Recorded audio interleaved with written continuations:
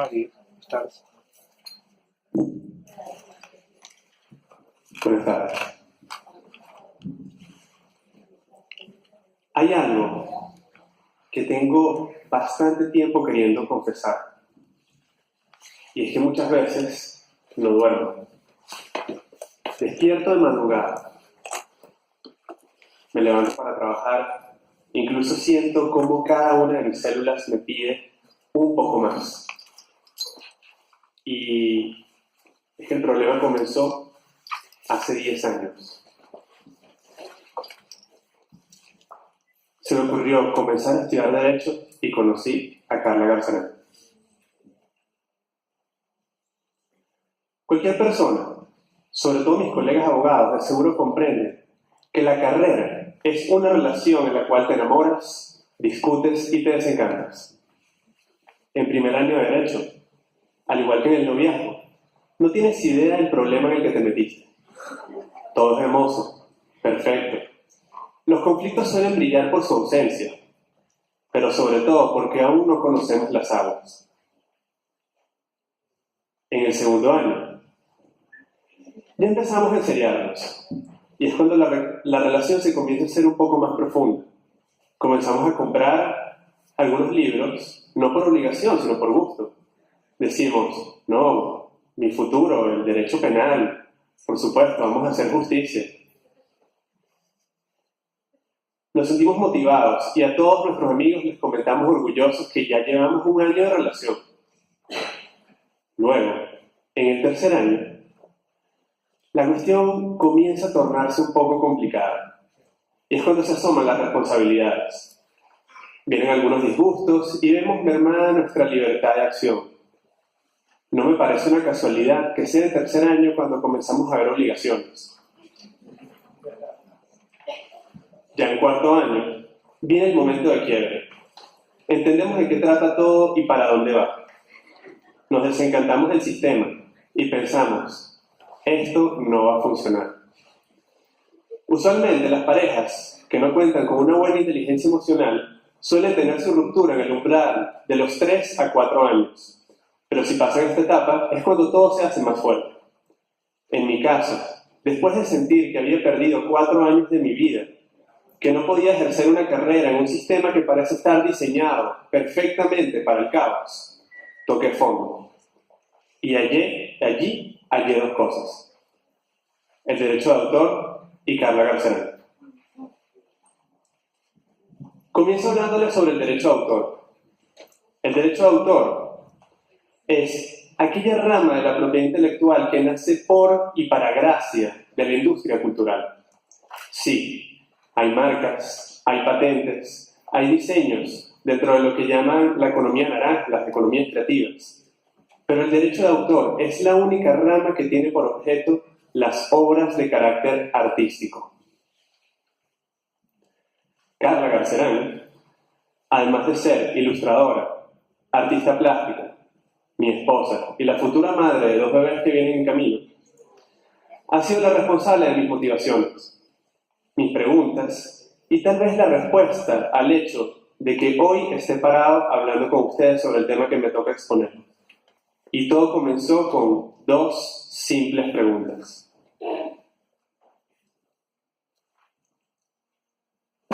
¿El derecho de autor protege las obras de arte conceptual? ¿Qué es una obra de arte?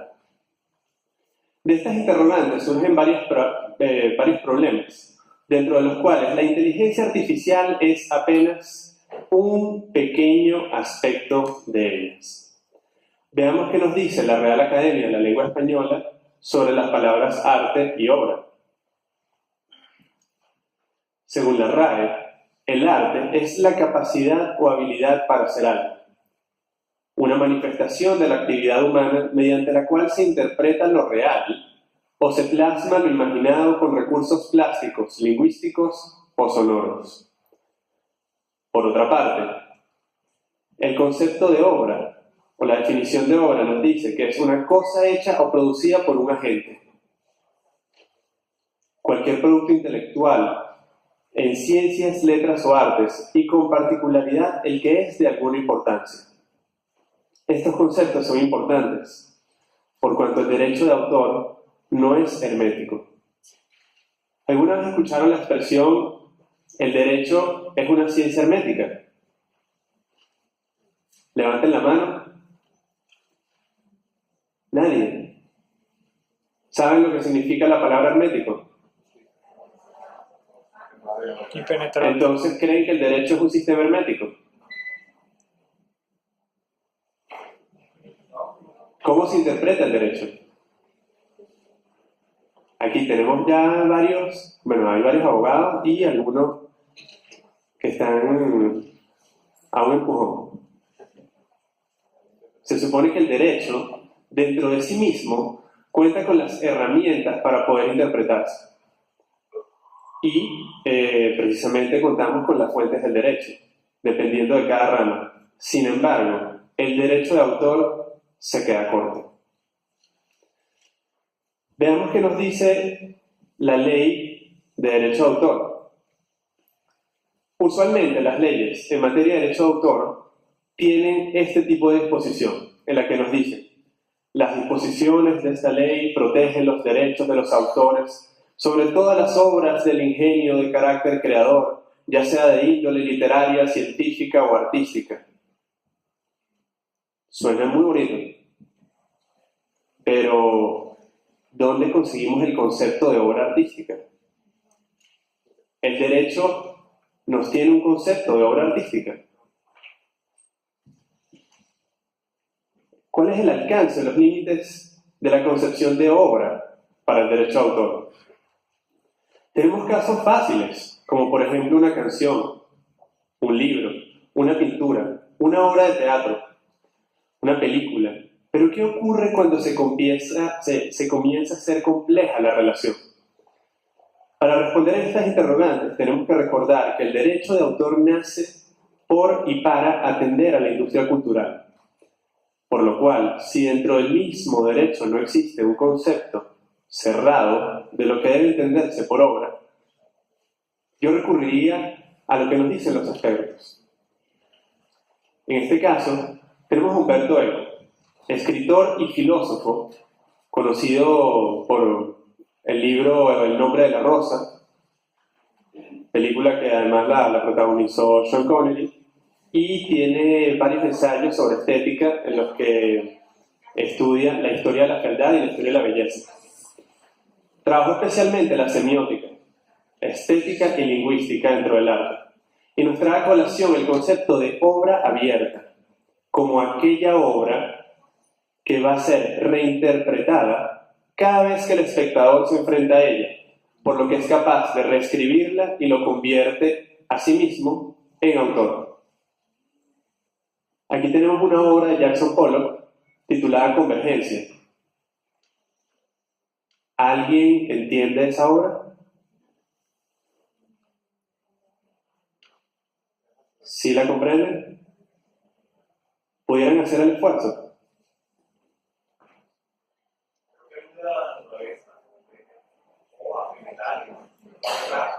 Excelente. Excelente. En el mismo orden de ideas, en 1917, Marcel Duchamp realizó un ready-made titulado La Fuente. Él tomó un urinario, lo firmó y lo instaló en una bienal. Una bienal es una exposición en la cual se suelen presentar distintas obras de arte para su evaluación. Duchamp nos decía que la verdadera obra de arte no es el objeto físico producido por el artista, sino que consiste en conceptos e ideas. El arte es tal gracias a la capacidad de ser interpretado. Repito, el arte es tal gracias a la capacidad de ser interpretado. Y para esto necesitamos de un lenguaje que a su vez está constituido no solo por el idioma, sino también por el conjunto de símbolos, el ambiente y la cultura misma que lo rodea. La diferencia entre tomar un urinario, firmarlo y colocarlo en la sala de mi casa y lo que hizo Duchamp es el concepto el contexto y espacio de legitimación. Con La Fuente, Duchamp obligó a los críticos de la Bienal a verse en la obligación y la difícil tarea de ubicar lo que pudiera ser visto como un acto vandálico, carente de técnica y pudor, como una transgresión al sistema, que a su vez estaba recubierto de carácter eminentemente artístico. Una vez que vieron el urinario allí, dijeron, ¿qué hacemos con esto? ¿Cómo lo interpretamos? Es arte. Si un pupitre vacío en un salón solo significa ausencia del alumnado, en un museo puede interpretarse como la problemática del sistema mismo, que la educación son solo pupitres, instituciones y espacios que carecen de contenido, en donde no se les enseña a las sociedades a pensar, sino únicamente a llenar el pupitre. Y para darle un mayor carácter icónico, pudiéramos denominar la obra como la gracia del estudiante. Quizá, pensando un poco en marketing aplicado a la industria artística, podríamos colocar el título en francés y tendría un poco más de caché. El esquema de valorización del arte es tan subjetivo que el valor de la mercancía no tiene nada que envidiar al mercado de las criptomonedas, en donde los montos están únicamente sujetos al esquema de valores y apreciación personal de las personas que forman parte de dicho mercado. ¿Qué hace que una obra de arte tenga el precio que se le brinda? Una vez cubierto lo que podríamos denominar como la estructura de costos, todo lo demás es netamente apreciativo, como el Bitcoin, netamente apreciativo. ¿Por qué tiene un distinto valor la copia de la Mona Lisa que está en el Museo de Prado que aquella que se encuentra en el Museo del Louvre?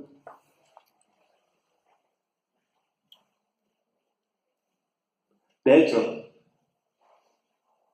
¿cuál consideran ustedes que está mejor realizada? Ajá, sí, las dos son de Da Vinci. Ok, ¿cuál piensan ustedes que tiene mejor técnica? Ok, pero tienen que decirme, ¿mi derecha, su derecha?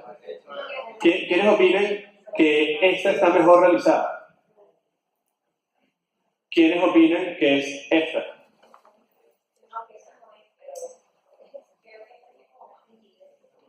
Claro, porque es más nueva. Y aparte cambia incluso la estética de la fisonomía del campo. Pero modifica el mensaje que quiere transmitir de una rueda vística con original. Ya estamos teniendo aquí críticos de arte. La respuesta parece ser sencilla. El tema no es la técnica. Ambas obras pueden ser igualmente apreciadas, pero todo radica en la originalidad. Como si ésta se tratase de un manto sagrado que cubre la obra brindándole cualidades únicas y excepcionales. Cuando se habla de originalidad, se dice que esto es una suerte de hilo de plata que une al autor con la obra. Es donde se ve la impronta y el espíritu del autor, aquello que forma lo que podríamos denominar el corpus mysticum,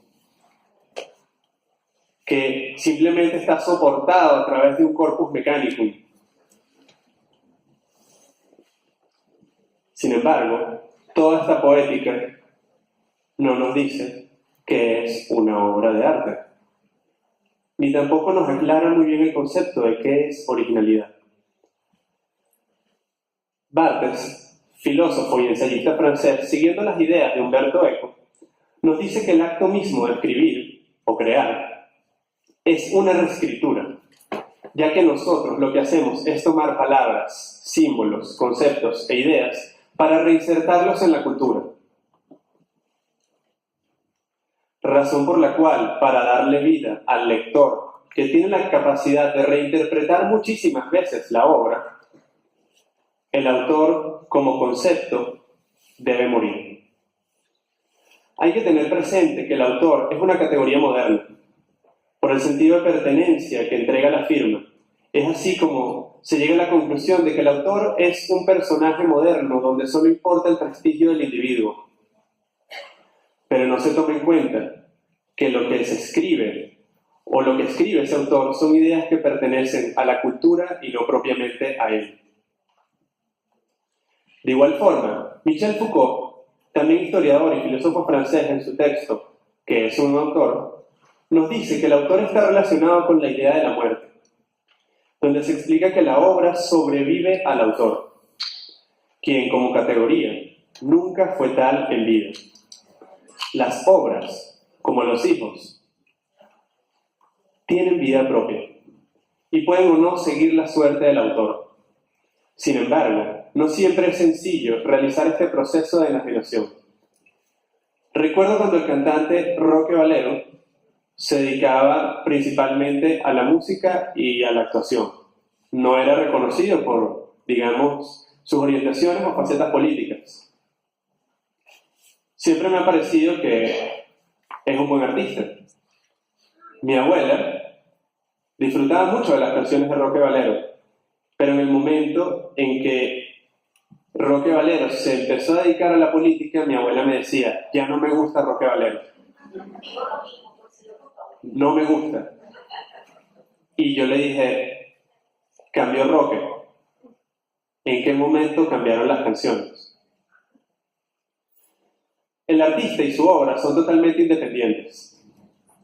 Las canciones de Roque Valero siguen teniendo la calidad que les subyace. Los temas de Ricky Martin no dejan de ser románticos por sus preferencias sexuales. Y por más años que pasen, todavía habrá personas tratando de hallar sentido a los temas de Arjona. La obra artística es tal por la capacidad que esta misma tiene de ser interpretada, y no por los atributos o condiciones de su creador, ya que si circunscribimos la categoría de obra a la originalidad que tuvo el raciocinio del autor, cuando quiso crear algo, podríamos decir que si la interpretación que hacen los espectadores no es la deseada por el artista, entonces no se completa la finalidad de dicha obra. ¿Será posible entonces determinar o designar a otros agentes como autores de obra, como es el caso de los animales? Si un elefante se le entrena para que tome un pincel y lo utilice sobre un lienzo, yo le estaría dando los parámetros de realización para dicha obra. Y dentro de las legislaciones, como la venezolana, se podría deducir que si el animal es una cosa o bien, yo tengo los derechos sobre el usufructo, ¿cierto? Bienes y derechos reales, segundo año, todavía estamos contentos. La pregunta es, si soy el dueño, digamos, de dicho usufructo, ¿soy por ende el autor de las pinturas que hace el animal? ¿Me hace autor el hecho de ser su dueño? ¿O el autor podría ser quien entrenó, como si se tratara de una suerte de programación al animal? Volvemos al conflicto sobre la originalidad y qué es lo que me da la categoría de autor. Si la obra nace con el autor, entonces la pregunta es, ¿quién puede ser autor? Pero si la obra nace desde el espectador, entonces se deconstruye la noción de autor, ya que la obra pertenece a la cultura.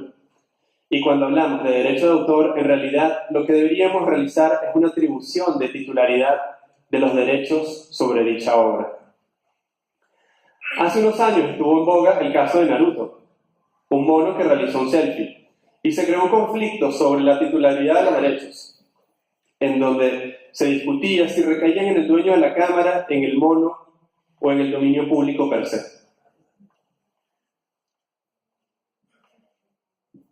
En otro orden de ideas, tenemos el caso de los algoritmos. Un algoritmo es una serie de instrucciones que delimita la capacidad de acción para la resolución de un problema. Y cuando pensemos en problema, no quiero que pensemos en algún tipo de conflicto. Realizar una composición musical bien podría ser un problema.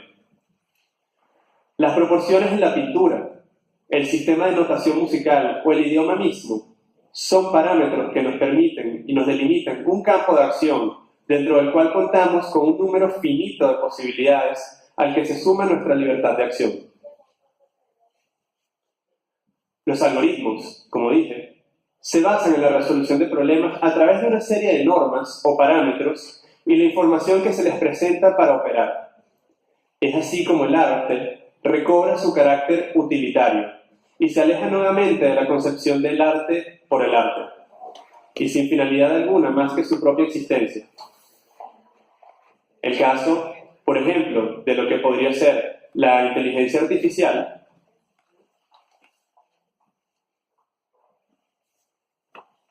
contamos con una serie de parámetros que nos delimitan el campo de acción, tal como puede ser el lenguaje, nuestra cultura, y dentro de este ámbito, o digamos, dentro de estos parámetros existe una infinidad de respuestas posibles donde el agente, programa o ser tiene la libertad de elegir cuál es la respuesta que quiere dar. Si mediante las redes sociales se puede obtener data sobre los factores de consumo, entonces con dicha data se puede procesar cuáles son las afinidades o elementos que generan mayor empatía con el público. Pero ¿no hacen esto las listas de reproducción?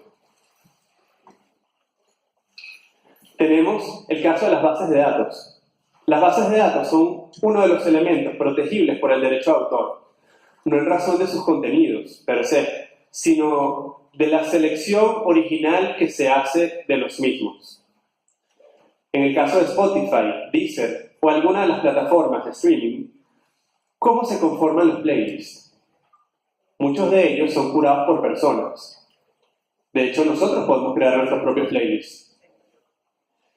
Pero, en realidad, la plataforma cuenta con una serie de algoritmos que determinan cuáles son nuestros gustos, los temas que más buscamos, cuánto tiempo colocamos las canciones y en base a dicha información arma o optimiza el playlist. Ahora bien, ¿quién es el autor de dicho playlist?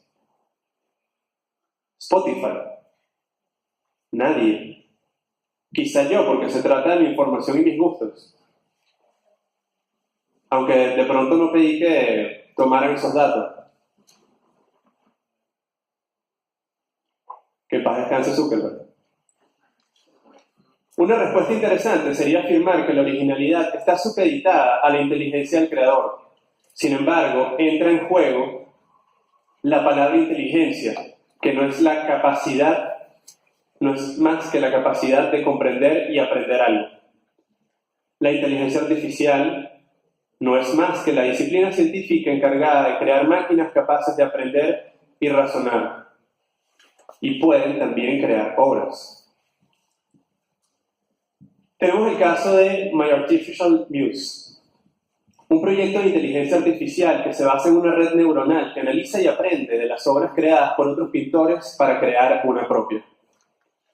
De hecho, dentro de 2 semanas, en Mollerussa, España, se presentará un performance que consiste en un pintor realizando una pintura de una musa a la par que la máquina también realiza dicho procedimiento. Como si fuese una suerte de competencia de pintura.